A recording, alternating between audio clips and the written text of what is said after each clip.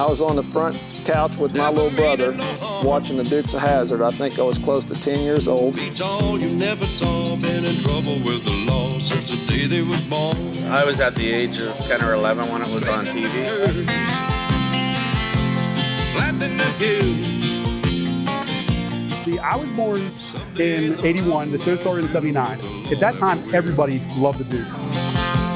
Making their way the only way they know how. Fighting the system like a true modern-day Robin Hood. Old age should rage and burn at close of day. Rage, rage against the dying of the light. In my craft or sullen art. My nickname, before my nickname was Cooter, was Buster, after Buster Keaton. You see?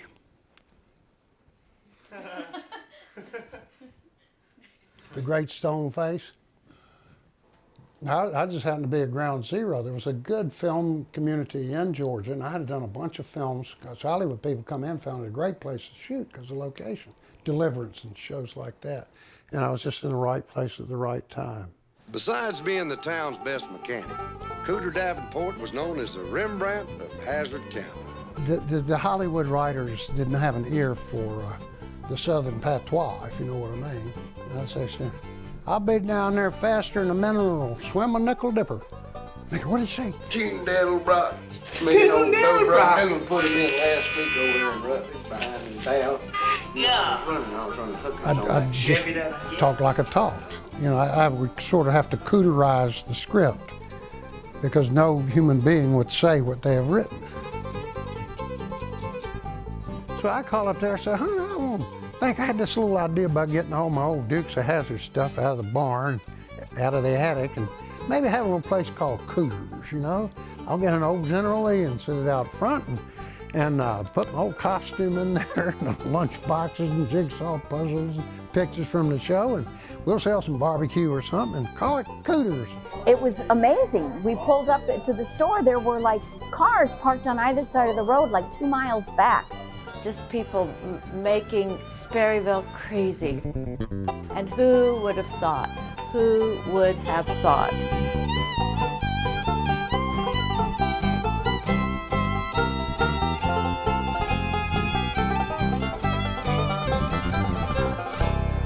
Take a picture outside, right? What's been interesting is to see over the years how the generations have changed. You know, there's my generation, I'm in my 70s. And there's the kids of that generation.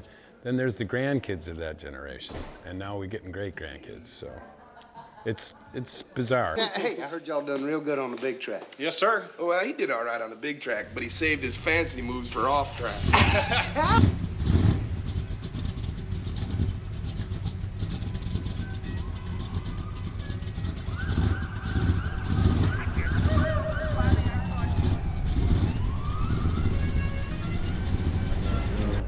The General Lee is such an iconic car that, you know, I grew up with it. So it's just fun to relive your childhood.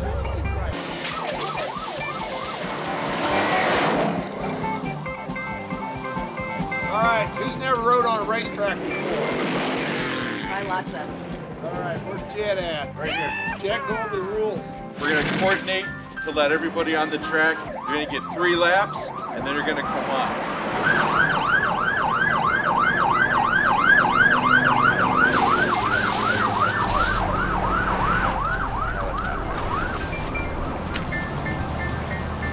I love coming to work every day now. So what brought you down here all the way from Ontario?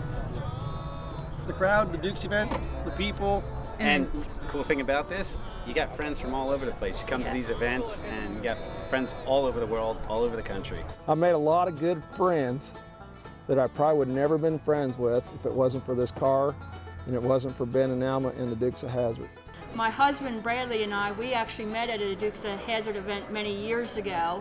And 5 years ago at the last stand in 2017, we got married here. Ben and Alma gave us the Dukes of Hazzard wedding of our dreams. those people have been getting together and having fun and being friends and watching one another's children grow up. And it really is this Hazzard Nation that has been created, you know, and they've also become good friends of ours. We feel very, very special and very warm and enriched by the fans who come to Cooters and share a little bit of their lives with us too. Breaker one, might be crazy, but I ain't done. Yeah, it's an old-fashioned show. It's like the B Westerns. Nobody gets hurt, nobody bleeds, nobody uses profanity. What can I do for you, Roscoe? Well, you can start by hanging these posters. So in that sense, it's a family show. And families want things like that they can share. The fans of the show, to me, are the most open and generous and well-adjusted, just happy people who have fond memories of this show. And all we did was to provide a sort of a meeting place to keep that joy and that spirit of America. You know, that's what it is. Breaker one, might be crazy, but I ain't dumb crazy. I guess more than anything else, this is all wrapped into my spiritual search. As a recovering alcoholic, one thing I've learned is that I am totally reliant on my relationship with the higher power. As long as I can be filled with gratitude and keep that first, I'm having the happiest time of my life now. I hope you'll come and see me in the movie. I will. And I know that you will plainly see. He loves it so much. And that's why we have these free concerts every weekend. Because he also knows that music makes people happy. That's just a little bit more. Breaker one, I might be crazy, but I ain't done. I'm down, I'm gone, y'all. Thank you. Ladies and gentlemen, Ben Cooter Jones!